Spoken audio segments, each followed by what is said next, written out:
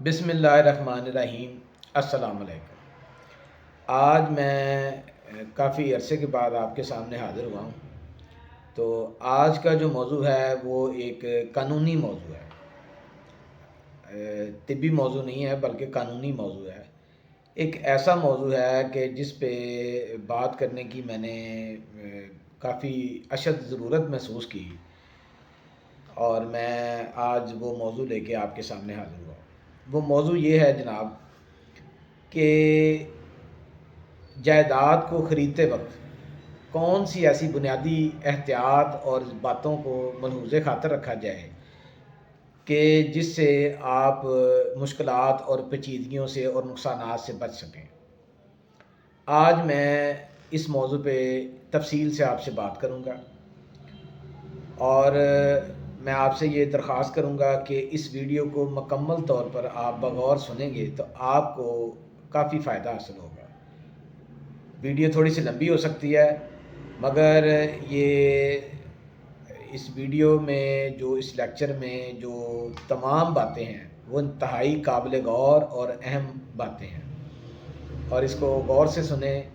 انشاءاللہ تعالی آپ کو کافی اس میں معلومات اور فائدہ حاصل ہوگا۔ تو میں بغیر تمہید کے اس موضوع کی طرف آتا ہوں۔ ہمارے معاشرے میں اکثر آپ دیکھتے ہیں، سنتے ہیں، اور اکثر یہ واقعات ہوتے ہیں کہ کوئی شخص کسی جائیداد کو خریدنے کی کوشش کرتا ہے تو اس کو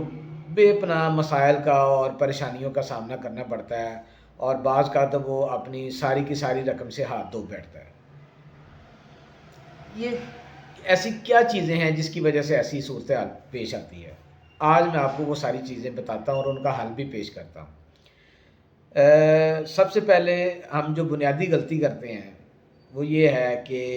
جائیداد کو خریدتے وقت اس کے کاغذات کی، اس کی ملکیت کی، اس کے ٹائٹل کی ہم اچھے طریقے سے تصدیق نہیں کرتے، اور اس کو تصدیق کروانے کے سلسلے میں کسی ماہر شخص سے، کسی وکیل سے، کسی وثیقہ نویس سے، کسی ایسے شخص سے جو اس کے بارے میں اچھی خاصی معلومات اور علم رکھتا ہو، اس کے پاس ہم نہیں جاتے، اور جو ہے نا ڈائریکٹ اپنے طور پر ہی وہ ساری فیصلے کر لیتے ہیں، اور وہ ساری معلومات از خود جو ہے نا وہ اس کو ہم کر لیتے ہیں کہ جو ہم نے دیکھ لیا ہے، جو ہم نے سن لیا ہے وہی شاید ٹھیک ہے، مگر ایسا نہیں ہوتا، اور اس کا نتیجہ آگے جا کے جو ہے نا وہ کافی خوفناک ثابت ہوتا ہے۔ تو میرا سب سے پہلا آپ کو جو معلومات اور مشورہ یہ ہے کہ اگر آپ جائیداد خریدنا چاہتے ہیں تو اس کی ملکیت کے حوالے سے، اس کی جو دیگر تفصیلات کے حوالے سے کسی ماہر قانونی آدمی سے آپ ضرور جو ہے نا وہ رائے مشورہ لیں، اور اس سلسلے میں اگر آپ کو چند ہزار روپے خرچ بھی کرنا پڑے تو اس میں بالکل نہ ہچکچائیں، کیونکہ اگر آپ لاکھوں روپے کی جائیداد کا سودا کرتے ہیں تو اگر اس پہ چند ہزار روپے اگر آپ خرچ کر دیں گے تو آپ وہ اپنے تمام جو لاکھوں روپے ہیں ان کو آپ محفوظ کر سکتے ہیں، اور اگر آپ نے اس موقع پر کوئی کنجوسی کی یا اس کو بچانے کی کوشش کی تو آپ وہ تمام لاکھوں روپے اس سے آپ جن محروم بھی ہو سکتے ہیں۔ پہلی تو بنیادی بات یہ ہے کسی جائیداد کو خریدنے کے حوالے سے۔ اب دوسری احتیاط یہ ہے کہ جائیداد جب بھی خریدیں ہمیشہ اصل مالک کے بغیر کبھی نہ اس جائیداد کا سودا کریں۔ اکثر معاشرے میں، سوسائٹی میں یہ واقعات دیکھنے سننے کو ملتے ہیں کہ مالک باپ ہے، سودا بیٹا کر رہا ہوتا ہے یا بھائی کر رہا ہوتا ہے یا اس کا کوئی قریبی دوست کر رہا ہوتا ہے یا رشتہ دار کر رہا ہوتا ہے، اور وہ آپ کو تسلیاں دے رہا ہوتا ہے کہ میں آپ کو رجسٹری کروا کے دوں گا، میں آپ مجھ پہ بھروسہ رکھیں، رجسٹری کروانا، اس اصل مالک سے سائن انگوٹھے کروانا وہ میری ذمہ داری ہوگی، آپ بے فکر رہیں، آپ مجھے پیسے دیں تو میں یہ آپ کو سارا کچھ کروا دوں گا۔ یہ کام ہرگز ہرگز نہیں کرنا آپ نے۔ اگر آپ نقصان سے بچنا چاہتے ہیں تو اصل مالک کی موجودگی کے بغیر آپ نے اس جائیداد کے سودے کے حوالے سے 1 انچ بھی آگے نہیں بڑھنا۔ اگر آپ ایسا کریں گے تو لازمی ہے کہ آپ کا نقصان ہوگا۔ اگر اصل مالک آپ کے سامنے نہیں لایا جاتا تو سمجھ لیں کہ کوئی گڑبڑ ہے، دال کالی ہے بلکہ پوری دال بھی کالی ہو سکتی ہے۔ تو اگر اصل مالک آپ کے سامنے نہیں لایا جاتا تو اس جائیداد کا سودا بالکل نہ کریں۔ اصل مالک جب آپ کے سامنے آ جائے، اس سے اگلی احتیاط یہ ہے کہ یہ تسلی کر لیں کہ یہ جو جائیداد وہ بیچنے جا رہا ہے اپنی، وہ کسی دباؤ یا پریشر کے طور پر تو نہیں بیچ رہا، کسی نے اس پہ کوئی دباؤ تو نہیں ڈالا ہوا، اس کے کسی قریبی بیٹے نے، بھائی نے یا بیوی نے، رشتہ دار نے کوئی دباؤ تو نہیں ڈالا ہوا، وہ اپنی ذاتی مرضی سے، آزادانہ مرضی سے وہ جو ہے نا وہ اپنی جائیداد کو بیچ رہا ہے یا بیچنا چاہ رہا ہے۔ اس بات کی تسلی لازمی کر لیں۔ اگر آپ نے اس بات کی تسلی نہ کی تو آنے والے وقت میں آپ کو مشکلات کا، مقدمے بازی کا اور بے شمار چیزوں کا جو ہے نا وہ آپ کو سامنا کرنا پڑ سکتا ہے۔ اب اگلی احتیاط یہ ہے کہ اگر آپ کوئی جائیداد کسی عورت کی ملکیت میں ہو اور اس کو آپ خریدنا چاہیں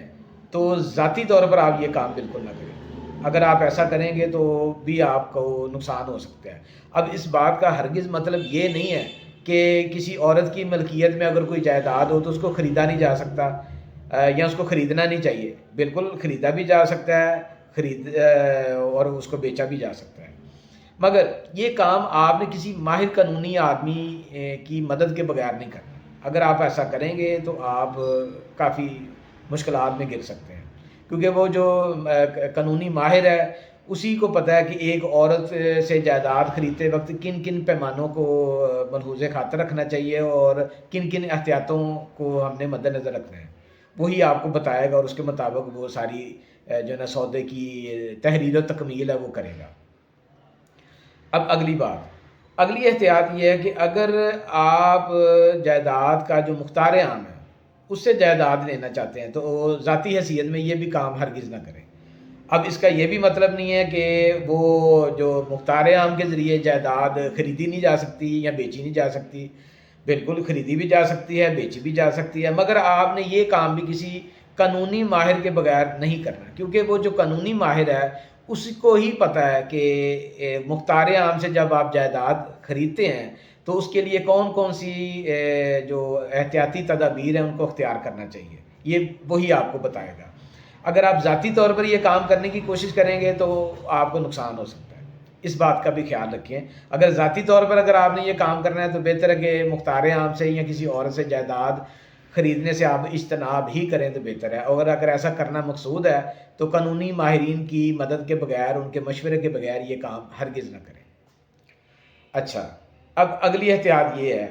کہ جب آپ کسی جائیداد کا سودا کرتے ہیں اور اگر وہ جائیداد مکان یا کوئی کمرشل جگہ ہے یا کوئی عمارت ہے تو اس پہ لازمی بات ہے کنیکشن بھی لگے ہوں گے بجلی، پانی، گیس کے۔ آپ نے ان کی جو بلنگ ہے وہ بل آپ نے حاصل کرنے ہیں اور ان کی تسلی کرنی ہے کہ یہ پچھلے تمام ان کے بقایا جات وہ کلیئر ہیں، کوئی رقم واجب الادا تو نہیں، اور متعلقہ جو محکمہ جات ہے بجلی، پانی، گیس کے، وہ بل لے جا کر آپ نے اس محکمے سے تصدیق کرنی ہے کہ اس پراپرٹی کے ذمے کوئی بقایا جات یا کوئی ایسا کنیکشن تو نہیں ہے جو پہلے لگ کے کٹ چکا اور اس کے ذمے کوئی واجبات ہوں۔ یعنی دوسرے لفظوں میں آپ نے محکمے سے اس کا NOC جو ہے نا وہ لینا ہے کہ یہ اس پہ کوئی اس عمارت پہ، اس پراپرٹی پہ کوئی بقایا جات تو نہیں ہے، کوئی ایسا کنیکشن تو ماضی میں نہیں لگا ہوا جو کہ کٹ چکا ہو عدم ادائیگی کی وجہ سے، اور بعد میں جب آپ کی ملکیت میں وہ جائیداد آئے تو وہ بقایا جات آپ کے پیٹے نہ پڑ جائیں۔ تو اس چیز کی بھی آپ نے خاص احتیاط کرنی ہے۔ اسی طرح وہ جو عمارت ہے اس پہ جو پراپرٹی ٹیکس ہے، جو ایکسائز اینڈ ٹیکسیشن کے جو معاملات ہیں، اس کا وہ آپ نے PT1 PT10 وہ چیک کرنا ہے، اس کی کلیئرنس لینی ہے اور متعلقہ محکمے سے جا کے اس کا سارا پتہ جوئی کرنی ہے۔ اگر آپ ایسا نہیں کریں گے تو کل کلاں کو اس پراپرٹی کے ذمے کوئی ایسے جو پوشیدہ ماضی کے جو بقایا جات ہیں، کوئی واجبات ہیں، وہ بھی آپ کے گلے پڑ سکتے ہیں۔ تو اس چیز کی آپ پہلے تسلی کر لیں تاکہ اگر کوئی ایسی ویسی بات ہے تو وہ آپ کو جو مالک ہے جو آپ کو جائیداد بیچ رہا ہے وہ کلیئر کر کے یا کروا کے دینے کا پابند ہوگا۔ بعد میں اس کا والی وارث کوئی نہیں بنتا، وہ پھر لامحالہ آپ کو ہی وہ ادا کرنے پڑیں گے، اس کے بغیر کوئی چارہ نہیں ہوگا۔ تو یہ بھی آپ نے خاص احتیاط کرنی ہے۔ اب اگلی بات یہ کہ جب آپ نے رجسٹری کروانی ہے جائیداد کی، تو جو پہلے مالک کے نام پہ رجسٹری اصل ہوگی وہ آپ نے اس سے لازمی حاصل کرنی ہے، وہ اس کے پاس نہیں رہنے دینی کہ یہ نہ ہو کل کلاں کہ وہ اس رجسٹری کا وہ غلط استعمال کرے، کہیں اس کی جائیداد کے اوپر کوئی ضمانت دیتا پھرے یا کوئی بینک سے قرضہ لیتا پھرے، وہ بھی آپ کے لیے جو ہے وہ پریشانی اور مشکل کا باعث بن سکتا ہے۔ تو یہ آپ نے جو ہے نا یہ بنیادی چیزوں کا خیال رکھنا ہے۔ اچھا، اب اس کی تصدیق کے سلسلے میں دیکھنا یہ ہوتا ہے کاغذات میں کہ وہ جو متعلقہ اگر PT1 سے جائیداد ہے یا ریونیو ریکارڈ سے وہ جائیداد ہے، تو آپ نے پٹوار خانے جا کے اس کی جو پچھلی اور موجودہ جمع بندی ہیں وہ چیک کرنی ہے کہ اس جائیداد پہ کوئی صاحب کا کوئی مقدمے بازی تو نہیں، کوئی حکم امتناعی تو نہیں جاری رہا یا چل تو نہیں رہا۔ تو اگر ماضی میں کوئی مقدمے بازی تھی تو وہ کیا مقدمے بازی تھی، کس نوعیت کی تھی، کیا وہ مقدمے بازی دوبارہ تو نہیں جنم لے سکتی، ان چیزوں کو بھی آپ نے جو ہے نا لازمی نوٹ کرنا ہے۔ اور میں آخر میں آپ سے پھر یہ کہوں گا کہ ان تمام چیزوں کے لیے آپ کسی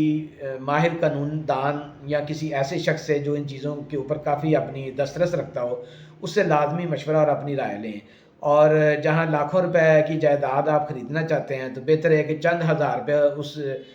کی فیس دے دیں یا اس کاغذات کی تصدیق کے سلسلے میں جو اخراجات ہیں وہ آپ دے دیں تو یا خرچ کر لیں، تو وہ آپ کے لیے بہت زیادہ فائدہ مند ہے اور آپ آنے والے وقت میں لاکھوں روپے کے نقصان سے بچ سکتے ہیں۔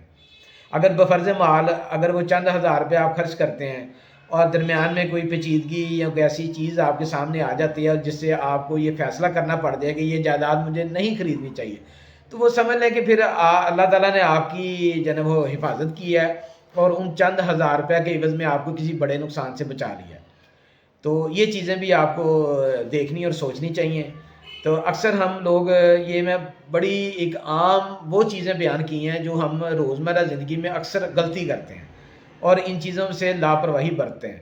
اور اس کے نتیجے میں ہمیں جو ہے نا ان چیزوں کا مسائل کا مشکلات کا پیچیدگیوں کا سامنا کرنا پڑتا ہے، اور بعد میں یہی چیزیں آپ کا مالی نقصان بھی کرتی ہیں، آپ کو مقدمے بازی میں بھی دھکیل دیتی ہیں اور ذہنی کوفت کا بھی آپ شکار ہوتے ہیں۔ تو بہتر یہی ہے کہ اس کے علاوہ ویسے تو اور بہت ساری ایسی چیزیں ہیں جن کو دیکھنا جانچنا ضروری ہے۔ تو جائیداد خریدنے میں جو بنیادی یہ باتیں ہیں ان چیز کا آپ اگر خیال کریں گے، احتیاط کریں گے تو آپ کسی بڑے نقصان سے بچ سکتے ہیں۔ تو امید کرتا ہوں کہ میری آج کی اس مفصل اور مختصر جو جائیداد خریدنے کے حوالے سے معلومات ہیں، جو اہم پہلو ہیں وہ آپ کے لیے کافی مددگار ثابت ہوں گے، اور دعاؤں میں یاد رکھیے گا۔ انشاءاللہ پھر نیکسٹ کسی اسی طرح کے ٹاپک پہ آپ سے بات کرنے کے لیے میں حاضر ہوں گا۔ بہت بہت شکریہ آپ کا۔ اللہ حافظ۔